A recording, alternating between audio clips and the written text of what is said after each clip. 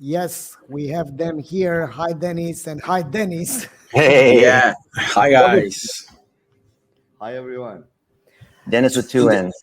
Two Dennis in the same panel, it's something unusual, and I think it's the first time in the world, guys?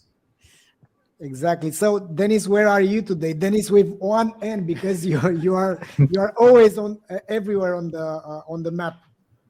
No, today here I am at the office here in São Paulo, Brazil. Yeah. And greetings from Las Vegas, from our video studio. Terrific. And just to bring balance between the Europe and the Americans, I'm saying hi from London, UK. Perfect. So it's worldwide. Exactly, from 4 different countries. We have Brazil, US, UK, and Romania. So hello, everyone. Denis, you're the master of disaster today. So thank you, Valentin. And thank you, guys. I think CLV has been so important, and I'm so grateful that Valentin organized this panel and this session about how to grow your CLV through smart acquisition. As you know, we have Michael and Dennis. I think it's great to have this international view. And we were doing some chatting beforehand. We were preparing. And I wanted to start with Dennis. He has some thoughts on digital transformation as it affects CLV. And then I wanted to move to Michael Lorenzos to talk more about Silverbird. Does it sound good? Sure. All right. So, Dennis, you're up. Hi, everybody. Let's start it. I think it's important, as I'm talking through Brazil, to bring a little bit of context here when we talk about smart acquisition. We need to understand our past years and to show that Brazil and Latin America had a huge and an amazing acceleration. 5 years, we didn't have what we have last year regarding digital transformation. So we need to understand that a huge number of Brazilians and Latin American, now they prefer to shopping online. This could be something not usual, but regarding Latin American and Brazilians, it is. You have to understand we didn't have such a common behavior to do that. And the pandemic, they have a really impact on this behavior. Because of that, a huge number of Brazilians, they want only now to buy online. It wasn't a behavior. We like to go to stores, offline stores. So we usually love to see products and see prices, but we want to touch the things. This is something common here. So people would love to find out and buy online, buy offline. Now it's the opposite way. So we need to understand, and brands, industry, they need to understand that the new behavior and the new information changed everything. What we used to do so much TV ads or just awareness ads on online channels changed a lot. They are seeking to new strategies, new performance way to get revenue. Again, many of those stores were closed the past 2 years. So if they don't do anything to change it, they will close. They will close everything. And we help many companies to try to do, since the day zero, to traction the new channels. And for many brands, many industries, it's very new stuff. It's not the Brazilian market, it's old school. It's 10 years market for digital conversion. And then we are a huge market here. You guys know that we have, like, Brazil's like a continent. So we have a great amount of people. The amount of people who have now access to internet is increasing year after year, and so on. The digital conversion as well is increasing. The main problem that we are going to talk a little bit more is that we need to understand that if you want to talk to somebody, you need to think better, because in São Paulo, where I am right now, it's raining, but in the Northeast, it's making like 40 degrees. So we can't offer the same thing for everybody. And this is something that we need, and we are changing a little bit here, and we are going to talk a little bit more in a while. Now, you have an example with the multinational beverage brand in Brazil. Could you talk about that campaign? Yeah. We have some years ago, in the middle of the pandemic, we have a crisis like we have here the Black Friday in Brazil. It's a huge opportunity. It's the major date for selling online for everybody, and everybody wants to see what is going on. And we had here a beverage brand that wanted to sell, and they sell a lot. Their products sold out. But when you talk again about acquisition, you need to understand the whole journey is not just putting something on the social media. You need to get this as simple as possible, but to have a huge customer care impact. And what happened that the delay on the delivery of the products, many concerns. I think we can talk a little bit more later, but many people started complaining about it, and the company didn't have a real plan to help them to answer those questions. The main problem that it got, it's a bad reputation. We have here a channel that is called Reclame Aqui. This is in Portuguese. It's something like that. Everybody, you can complain here. It's a website where you can complain about brands. And the numbers of complaints was huge, and the company couldn't do anything. And it gave us a huge problem because nobody wanted to make purchases anymore with them. The liability decreases a lot. And when the brand started to see, when people started to see, when the company started to see those complaining because they weren't following, we had to create a huge emergency or crisis plan here to help them to answer the people and as well to deliver the products. So when we are talking, and I love to talk about it when we are talking about customer life cycle, it's not just talking about what we are going to put in Google Ads or social media. We had to see the whole journey of this consumer, even so if we want to make them to return to our store and make more purchases. Yeah, super smart with the changes. Guys in the audience, let us know what kinds of changes have you seen in your campaign since the pandemic, like Denis is talking about. Go ahead and put that in the chat. Michael, coming from London, I'd love to hear, what is your view on how e-commerce has changed, especially with paid acquisition? So the first thing is, the DTC paid social boom is over, and the arbitrage era that made drop super profitable. All of that is, in the past. We don't have the low CPMs and the small competition that we had back in the day. It's you have to lean into retention and life cycle to be profitable these days, because you're forced to, let's say, acquire customers at near breaking even on first order, and some cases even loss making on first order. So where I would say that what this is presenting as an opportunity and as a threat is you have to really understand what category you're in, what's the buying behavior in that category. So for example, if you're selling mattresses, you can't expect to retain people every year. It's quite a different strategy than selling shampoo, which is something that gets replenished. Well, understanding how do people interact with your product category. Do they have online as a main channel, or do they shop on retail more?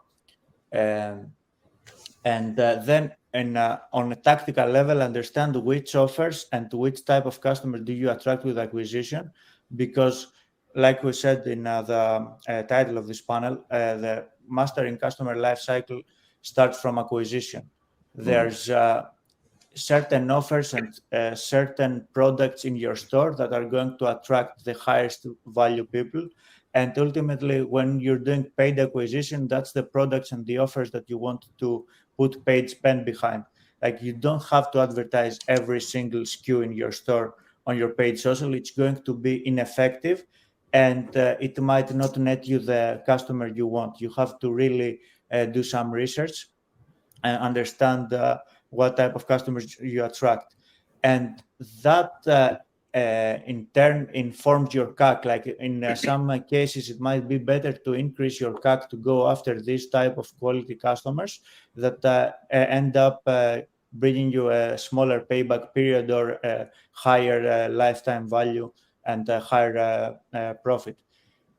Focusing on one metric in the business world, like Roger said in the previous thing, like focusing on one thing is probably a mistake. So in general, the learning is that you have to apply a customer lifecycle value lens into your acquisition to understand which type of products net you the best customers, which type of profiles even do the customers that you acquire through offers and discounts stick around as much or not? So Michael, you're a performance marketer. You blog, you do this for Silverbird. You've done this for a bunch of clients. What is your view on you've been talking also about like brand stuff, which typically performance marketers don't do. So how do performance marketers that are mainly focused on CAC and being held to performance metrics start thinking about brand as part of this? Yeah, my saying there is that brand does affect your performance numbers, whether you like it or not. Like, if I have a store and to go sell products from a well-established brand, these factors that make it well-established are going to play into the customer motivation, the click-through rate, everything. The fact that we in our day-to-day have to focus on Facebook ads, Google ads, dashboards doesn't mean that we're playing a different game. Like, this is how we activate the brand and create a direct response play and pretty much lean on the sophisticated machine learning algorithms of these two behemoths. But it works two ways. Like, your performance is impacted by brand because the brand makes it easier for you to acquire customers, and in turn you build especially when you're starting up, you build the brand through your performance marketing, because it's going to be your main line item in your marketing spend. It's going to reach the highest number of people, and that's how your brand is built. And we've seen it in the past decade with some staple brands, Dollar Shave Club, Harry's in the US, Gymshark here in the UK. We can talk for hours, but these brands did not grow through organic TV ads or something. Gymshark is maybe an exception because they did the influencer marketing a lot, but they still leverage, social media. So this the ability to spend on performance marketing at scale and having your unit economics and your acquisition engine in line will mean that the more you activate your spend, the more eyeballs you're going to reach, and you're going to build your brand as a result of it.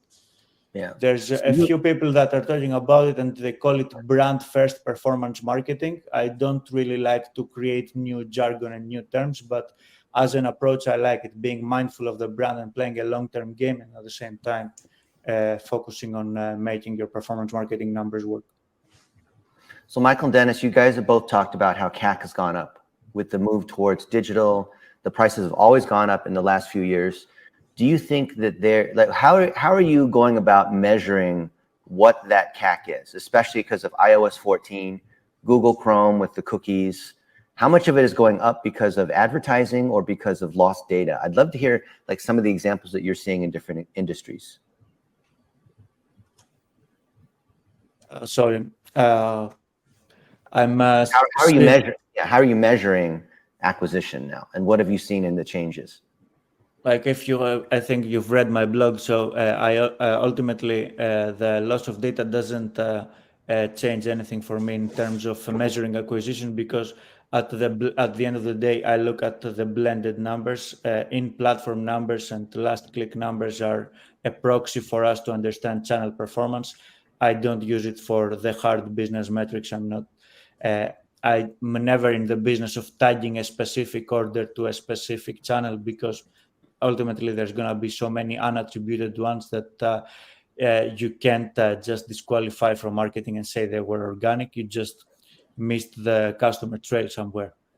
So what is obviously has obviously happened is the effectiveness of digital advertising has been compromised a bit.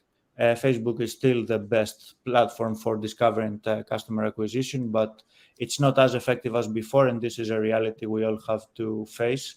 I would say I've seen a 20 to 25% drop with everything else being equal.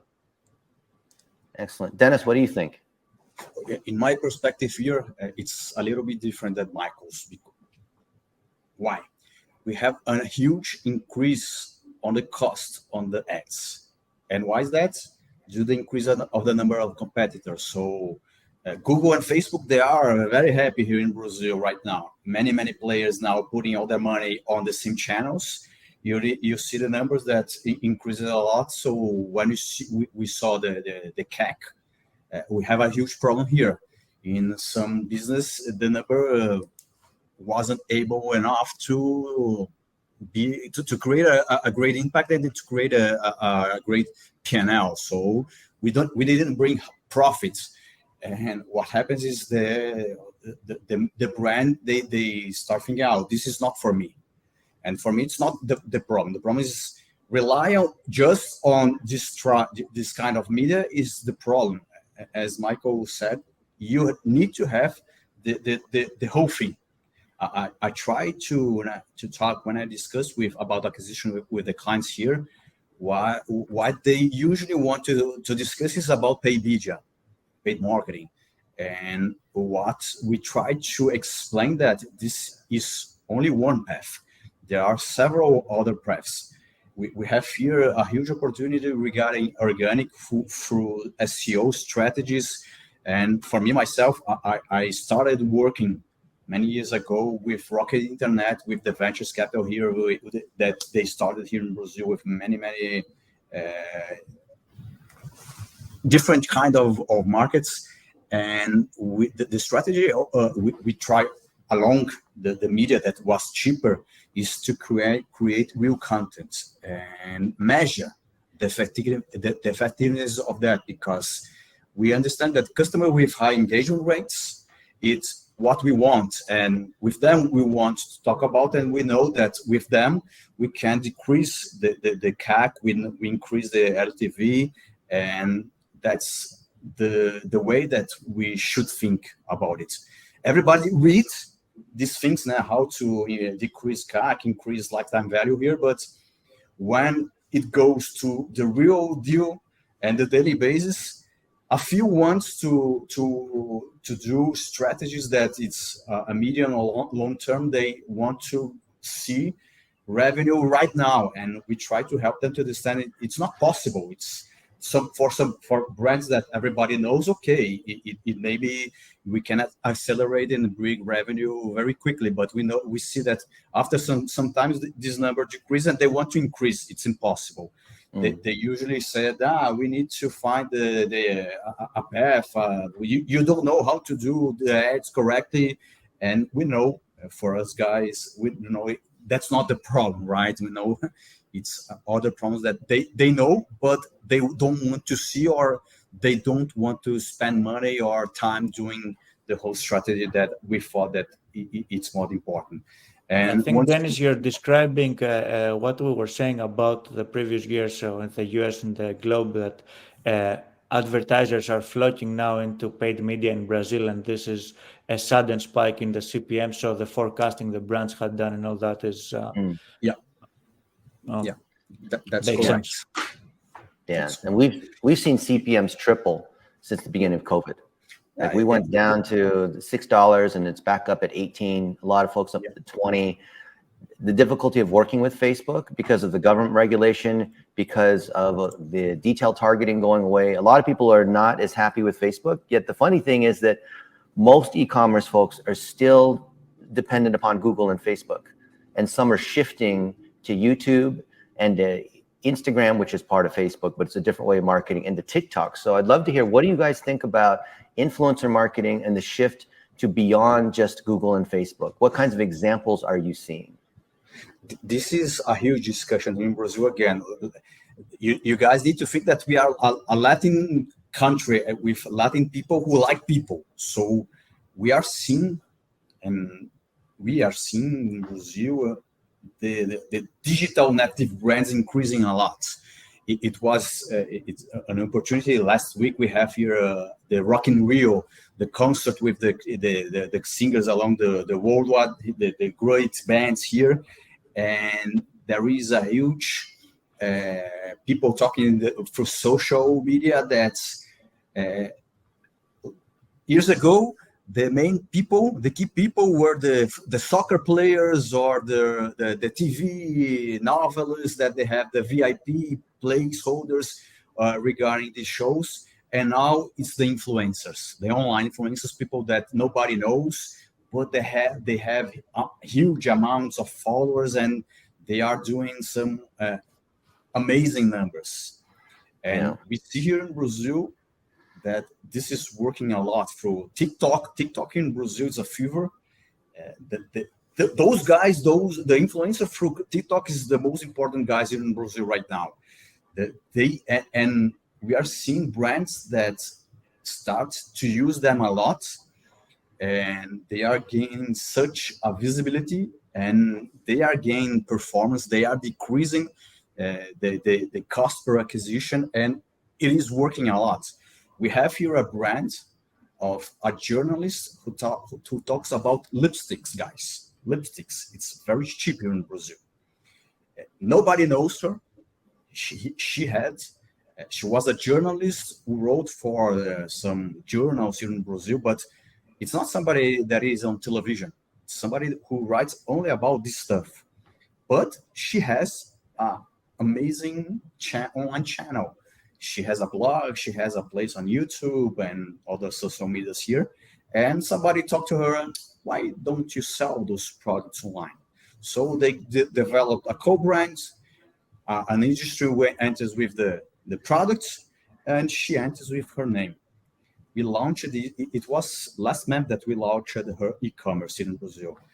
And in one day, she makes like R1 million.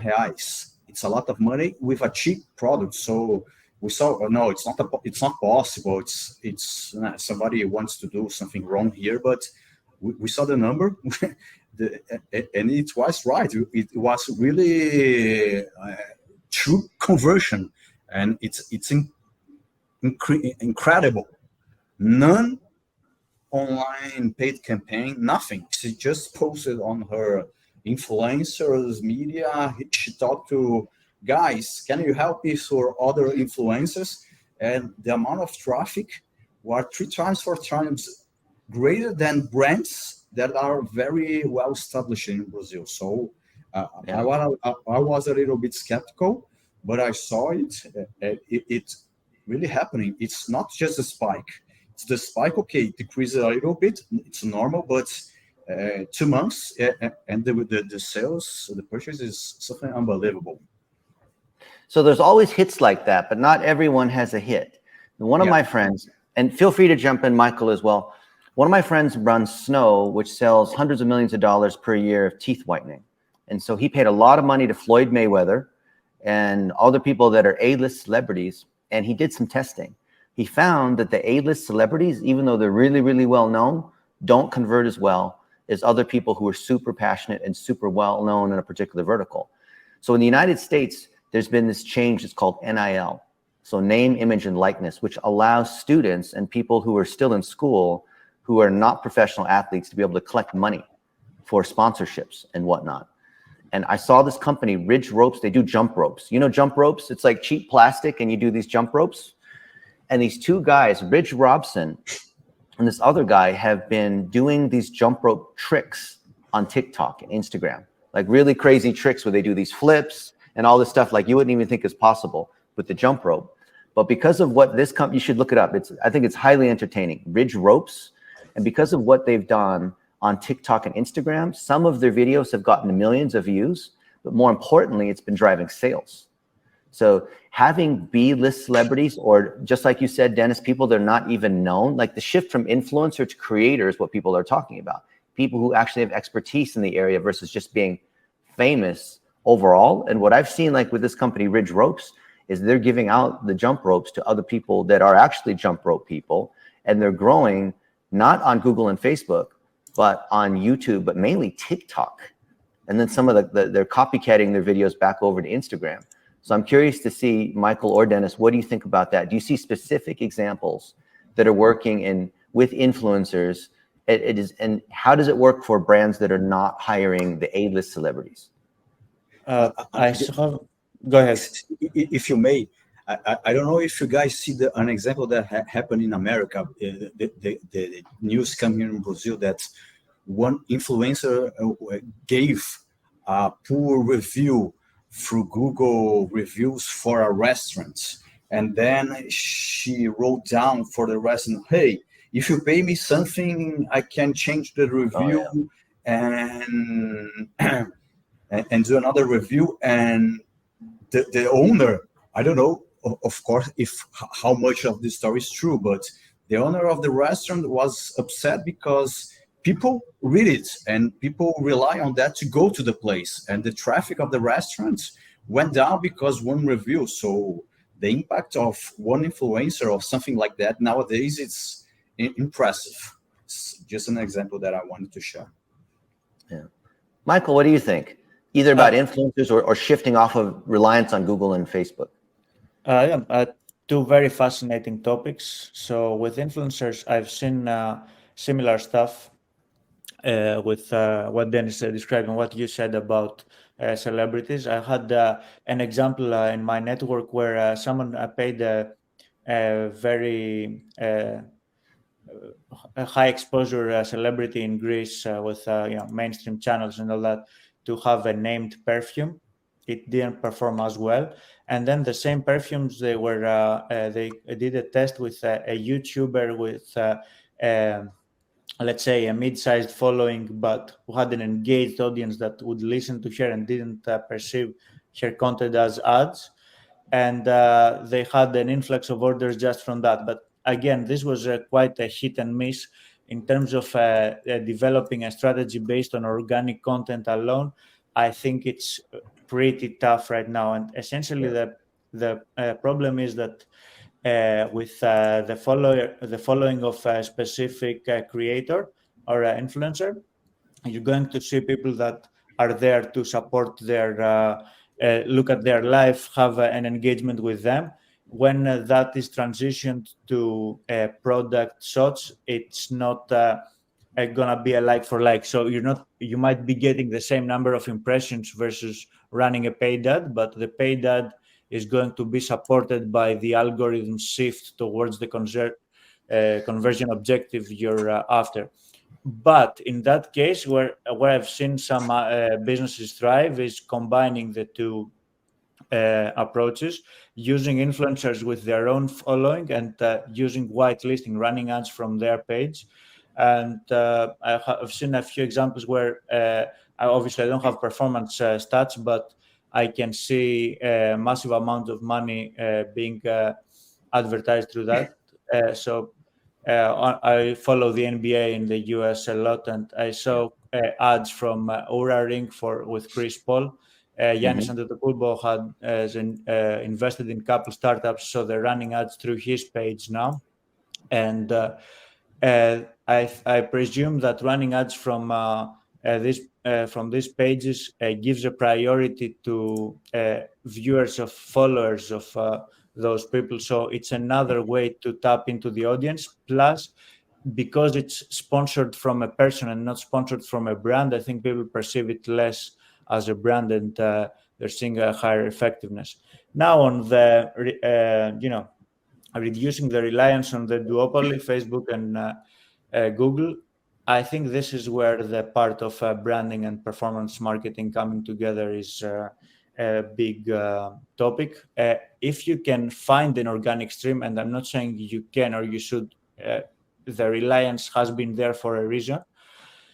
If you can do it, it means that your paid media will then work even better, because there's this organic demand coming into your website. Is going to inform your pixels. You might be able to spend less, acquire the same number of customers, because your paid media is subsidized by the organic purchases. But like I said, it's easy to sit here in our comfortable chairs and say you need an organic stream, but for some businesses, it's the reality that they're only, let's say, viable way for growth is going to be paid media and paid social if they don't have search volume. Yeah, that's amazing, Michael. That's a shift that has to happen. And like what Denis is saying, I want to give you guys an example, and I want to hear other examples that you might want to contribute. So when COVID happened, my friend Brennan Agronoff and I, we were in Austin teaching a workshop at Digital Marketer. And that was the last day that Digital Marketer had their offices open, because that afternoon when we left, Ryan Dice told me, we're shutting these offices down. This was back in March 2020. And so Brennan, who runs Video Socks, he prints socks with your face or your pet's face on them. And that's when people are starting to buy masks. His business went from only making 7 figures during Christmas to basically 7 figures every month, because every month became Christmas, because he was selling masks with faces personalized to your face, to your pet's face. And in that shift, he was giving out socks and masks to people for free, not just people who were, well, not the A-list celebrities because they have agents and all this, but people who are well-known in different niches, like they're well-known for golden retrievers or well-known in a particular niche community of female entrepreneurs or what it might be. And he hired up a team of 150 virtual assistants that gathered up UGC by sending out free socks and free masks, then taking all that content and running it, like what Michael was saying, like organically it was good because these influencers would say, hey, look, here's a picture of a mask with my dog's face. Organically, that was okay, but reusing that content and like Michael was saying, boosting it from the Instagrams, boosting it from the TikToks and from the Facebook. With Facebook, you know, you have the branded content tool. So you can, if they give you access to the business manager, you can boost those particular posts. Every month became Christmas for him. Instead of just being November and December, every month was like Christmas because he leveraged a strategy to generate UGC. And the key was the process and having 150 virtual assistants that were like giving out the product, collecting the feedback, editing those videos and pictures, posting them, making sure we had access and running ads against it. And I think it's incredible because he wouldn't have been able to do it if it was just a pure influencer, hoping the influencers have enough traffic to do it, but taking the content made by the influencer and actually repurposing it to other channels and running ads against those. And what I've seen, and I'd love to hear what you guys think, is that the shift towards getting the content created by these other people that are actual customers is performing so much better and lowering CAC and increasing LTV because you have higher relevancy than any other like direct product thing. I've seen this brand. Have you seen Particle for men? It's an eye cream. It's not that expensive. It's like $70. And you use the eye cream, and I actually use it every day. I look even younger. People are telling me.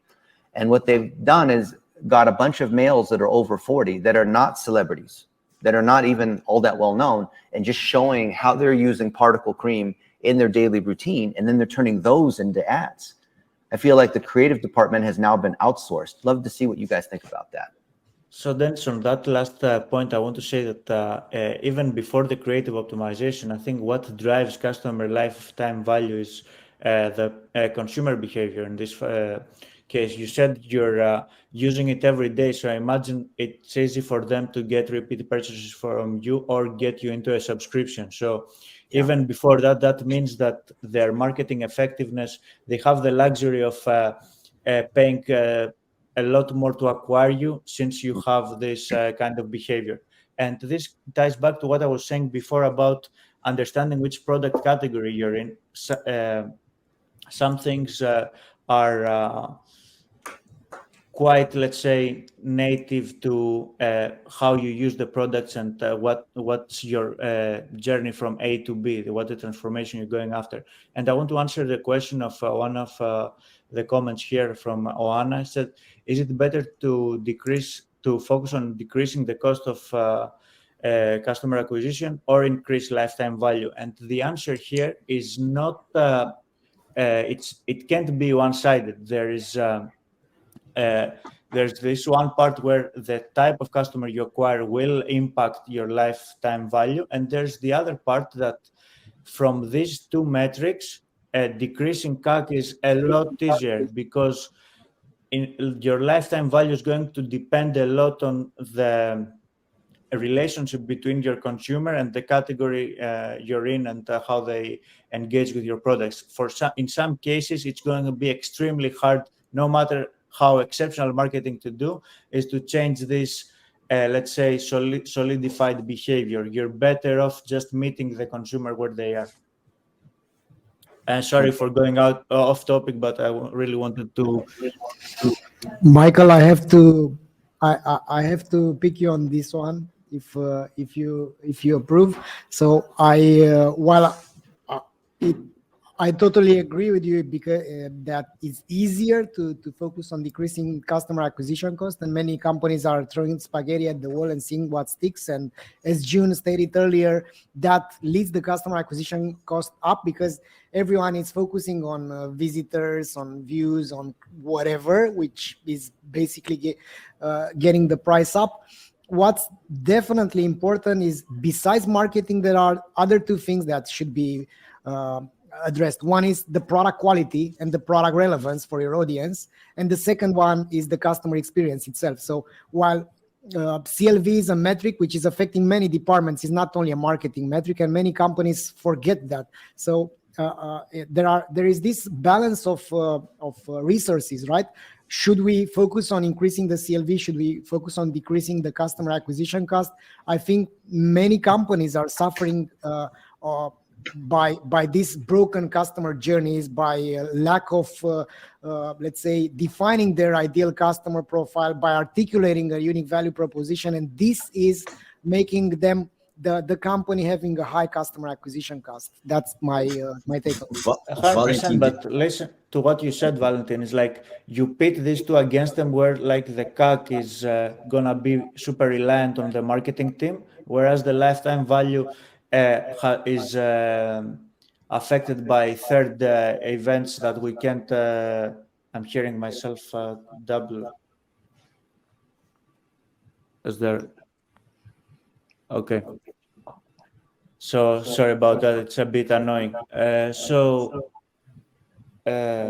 Sorry, I'm getting distracted by hearing my voice again. So I was saying that you see this comparison, like CAC can be easily managed by the performance marketing team, but your product quality and everything else that affects the life cycle value is a part of many departments. So why are we pitting these two against each other as if it's the same person that's going to need to focus on both? Like, let the performance marketing team do its best with the CAC and actually even increase CAC in cases where it knows that it will increase lifetime value too, because they don't always go opposite directions. You might need to acquire the better customers for more money, and let the whole company focus on how to create these exceptional experiences that end up driving up your customer lifetime value. In my perspective, can you guys hear me? Yeah. Valentin, in my perspective, what you say, it's what I believe as well, because what I've been seeing is that many companies, they think they know which are their right consumers, and they don't know. They want that to be this one, but in the truth is other kind of people that are consuming their products. So I think when we want to reduce CAC or increase the LTV, I agree with you. You have to have a mix between audience, the quality of the product. You think you have a major product, but the people don't think about it. So of course, the challenge is very, very hard to do it. So you want to decrease the CAC, but if the marketing guy doesn't know, don't have the information that people are complaining about the product, it's tough. And yet, if the experience is awful, is terrible, why should I come back again to buy from you? It makes no sense for me regarding a psychological perspective. That is very, very important. I have here a case that we have a shoe, that shoes and fashion, women's shoes fashion was a high value brand with a high amount of money, and the product wasn't okay, and people were complaining, and the brand made the worst case scenario.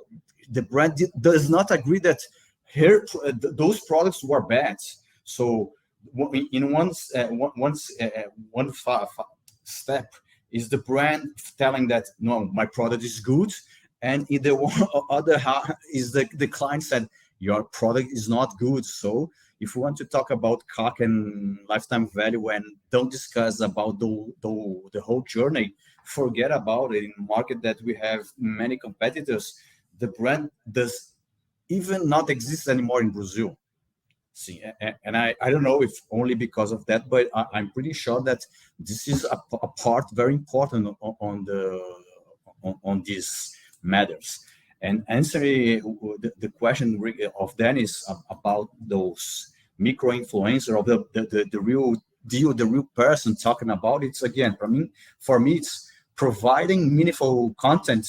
We can educate the customers, if even it's a personality of it's myself or a guy. There is, I don't know the name of what you sell, the guy who was selling the ropes. It's a meaningful content that the people understand, rely, and make the product be desirable. I think this will evaluate the performance of the digital channel. I think this is a huge opportunity. Again, many people talking understand. In Brazil, I think we are one of the major countries that use the influencers in Instagram. I read something about it. It's the major country that have the most influence in Instagram. They are developing it. It is working, but you need to create an honest relationship. It's not just sell for sell. And another example that I wanted to share, we have here an influencer that was huge influencer, and it was a woman who wanted to talk about everything. Guys, we don't know about everything. She started talking about fashion, that lifestyle, but then she wanted to make advice on how you need to put your money to invest. And the credibility started to decrease because it's not an honest conversation. It's impossible for everybody to know about everything. So the strategy of the content here began very well, but once every brand starts seeing, oh, she can make revenue, she will help us increase, the story started to be not a real story. So influencers, it helps, but you need to understand if it's a real way to talk, if it's a real deal, it's a real content, and if you are going to create a real story. I think people are now seeing that each more, because as we know, we spend every day more time on those major channels, major social medias, or other channels that each country has. Yeah. So we're nearing the bottom of the hour. So we have a few minutes left for the panel. I would love for each of our speakers to provide their final word. What is that most interesting tip for everyone here about how to improve your CAC, or thinking about smart acquisition as part of LTV? I'll give my one tip first, and then maybe let's go to Michael, to Dennis, and Valentin. So my tip is that most companies that we see their CAC is now higher than that first order purchase. Like the sock company I told you about, their CPA used to be $15 to $20. Their AOV, the initial first order, is $25. They're paying $30 to acquire a new customer. Because once someone orders a pair of face socks, they're going to do it as gifts for their friends or for their mom or for their girlfriend or whatnot. So I see a lot of cases where the CAC is more than that first order, partly because of the data issue, because of the cost of the traffic. But with the increases in the LTV, they have to, in some cases, subsidize. And even though, and we've done this test before where we've run the ads on Facebook and Google, and we get the conversions, but then we turn them off and we see this residual. We still see conversions that are coming in. So we calculate the CAC based on a residual value of looking at the next 30 days as well. So I think that and I saw this, Oana asked this question too. A lot of folks are trying to optimize for CAC going down, and there's lots of things you can do there as part of creative testing. But from a business model standpoint, I see that whoever wins is whoever can afford to pay the most for that traffic. So I was with Rudy Maurer 2 weeks ago, and this guy spends up to $250,000 a day on Facebook ads. And he told me that his objective was to spend as much money as possible. And I thought, this guy is like trying to waste money, but he says, I'm trying to find ways. If I can increase the value, if I can make it a subscription, if I can do other things to be able to justify spending more, that's the game, because you're never going to get there by trying to cut pennies and get more efficient. Michael, some thoughts? Yeah, I was nodding all the way through, and it's one of the things I say a lot of the time is like your acquisition efforts largely depend on your lifetime value, because they dictate how much you can spend. And when you want to grow and be aggressive about growth, you want to be able to spend more. It unlocks the next level of spend. So it's pretty much the name of the game when it comes to both, let's say, practices, acquisition and retention. And to be honest, I think we're going towards an era where we won't be talking about the two separately, because what we used to think is that you get an email and suddenly that means you own the customer. That couldn't be further from the truth. Like, you don't own the customer from the first purchase. You have to keep reacquiring them. And with the challenges that the loss of data signals and all that has brought, our digital targeting is not going to be 100% accurate to exclude past purchasers. So you will end up paying impressions for existing customers too, even if you exclude. It's natural, it's going to happen. It's not really a problem. And to go back to the classics of marketing and what was true even before the digital age, it's the brands with the higher market share that acquire their customers, retain their customers better. So it's what they used to say, the double jeopardy law. And it's still the case now. Like, you're going to see that when you power up your acquisition and you acquire more, you're going to see roughly the same ratio between new and returning customers. It won't be swayed that much, because you'll end up reminding existing customers that you exist through your performance marketing too. They will, and majority of your performance marketing impressions are going to be directed to new customers, new prospects, because that's the nature of the game. You don't advertise to a secluded audience, but it will have some trickle-down effect to your retention too.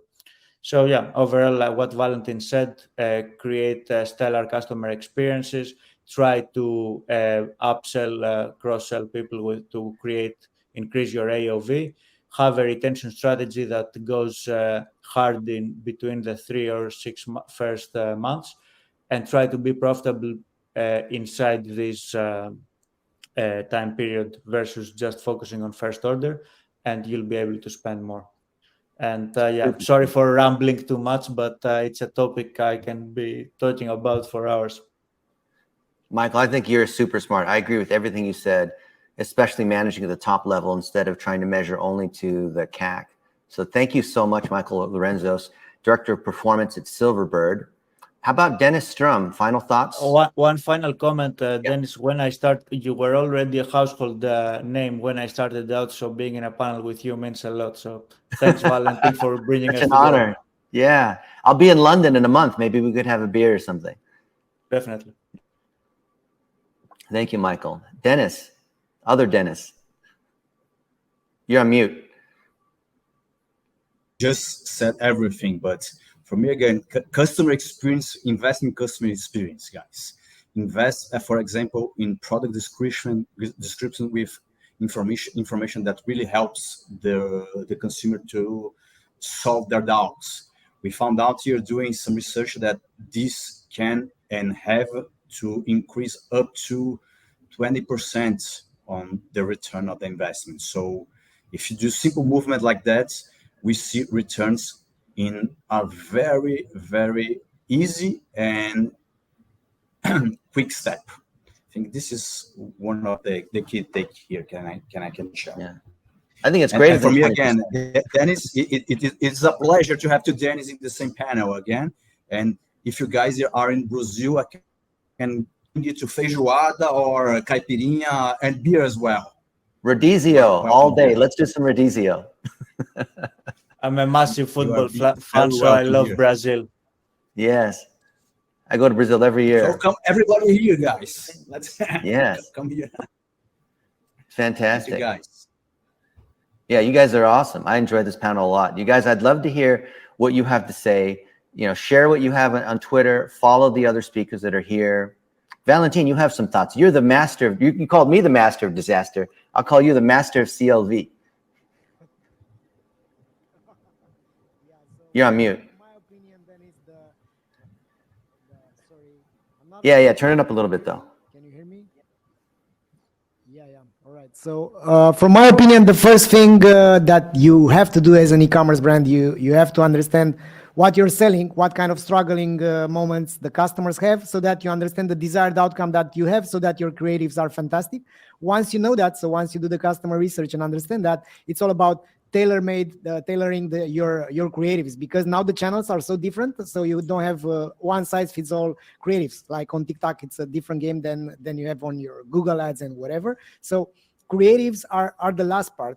Unfortunately, many companies are starting with the creatives and they are throwing those type of, let's do that message, the other message. So for me, the game is simple. Start by understanding your customer, do the customer research, what jobs to be done your products are doing. Once you understand that, try to experiment on those channels. Nail the creatives that you're having. Don't experiment too many creatives all at once. This is an advice directly from Denis Yu, because he's my partner in crime at the e-commerce growth podcast, and you're invited to follow us over there. And pretty much once you have that, look at your best customers. So once you have enough customers to segment, look at what your best customers are buying and understand the products that you should be sourcing or adding or building, and then rinse and repeat. Yeah, you know, it's funny listening to four experts here that are in agreement. I heard Valentin, Michael, and Dennis all say, I'm going to paraphrase, that the world of acquisition has moved from just being really good at running Facebook ads to understanding user experience, the whole customer experience, figuring out other things that are beyond just like what you would do inside an ads manager. And I think all you guys that are listening, think about that too. If you're in a role as a media buyer and it's been easy for you up until recently, but now there's these other challenges, start thinking about how you can work with other departments. If you're a founder, think about things from a strategy standpoint that will allow you to spend more money profitably because you're increasing the lifetime value.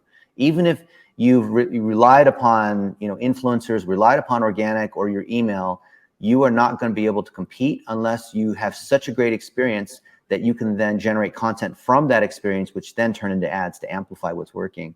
Guys, this has been a fantastic panel. I hope you got a ton of value. I had a lot of fun. Thank you so much, guys.